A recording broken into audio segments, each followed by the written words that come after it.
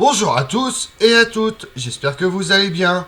Aujourd'hui, on va découvrir la dernière grande figure féminine du règne de Louis XIV. Madame de Maintenon, qui a connu un destin de Cendrillon. Née en prison, elle est devenue en secret la femme du plus grand roi de la terre. Vous voulez en connaître plus sur le destin de Madame de Maintenon? Venez avec moi.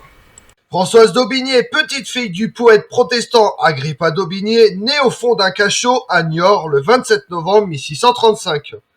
De Constant, père paillard et assassin, et de Jeanne Caillac, fille du gouverneur de la prison, la petite Françoise d'Aubigné est élevée par sa tante huguenote dans le marais poitevin jusqu'à ce que son père, libéré, décide de s'installer en Martinique.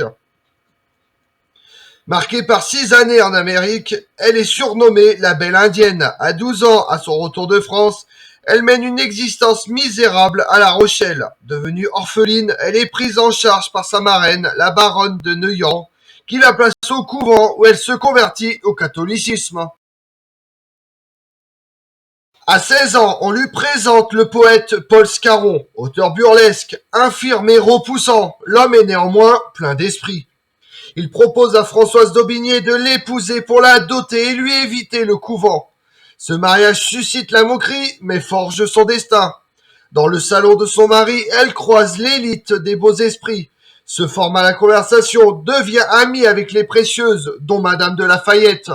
Quand le poète meurt en 1660, il ne lui lègue que des dettes et le surnom de veuve Scarron. Mais elle a gagné l'art de plaire et ses entrées dans la haute société. En 1669, elle se lie avec Françoise Athénaïs de Rochechouart de Mortemart, marquise de Montespan, et favorite de Louis XIV, qui lui propose de s'occuper de ses enfants illégitimes qu'elle a eus avec le roi. Françoise d'Aubigné s'installe avec eux dans une maison de Vaugirard, près de Paris, où elle rencontre le roi pour la première fois. Elle excelle dans cet emploi au point que le roi en tombe amoureux. Dans cette maison de Vaugirard, elle apprécie l'ambiance familiale, la douceur des conversations et savoure le bonheur d'une vie ordinaire.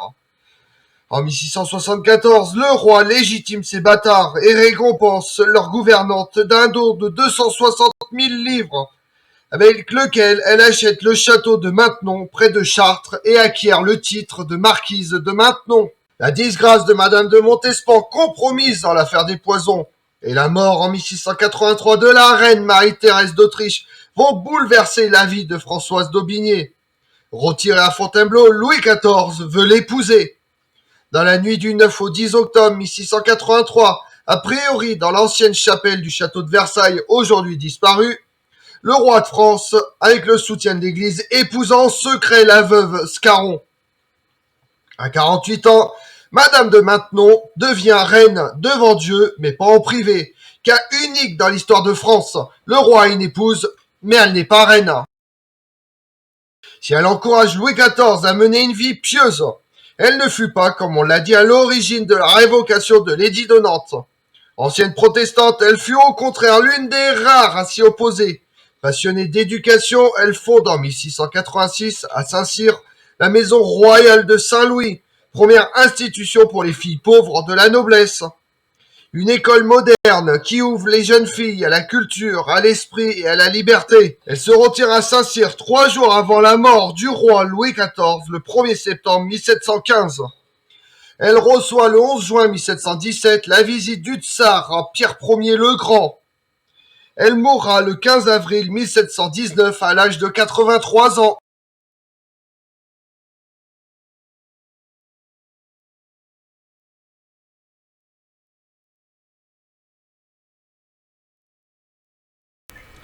Comme on l'a vu, Madame de Maintenon a commencé au plus bas de l'échelle sociale, en naissant en prison.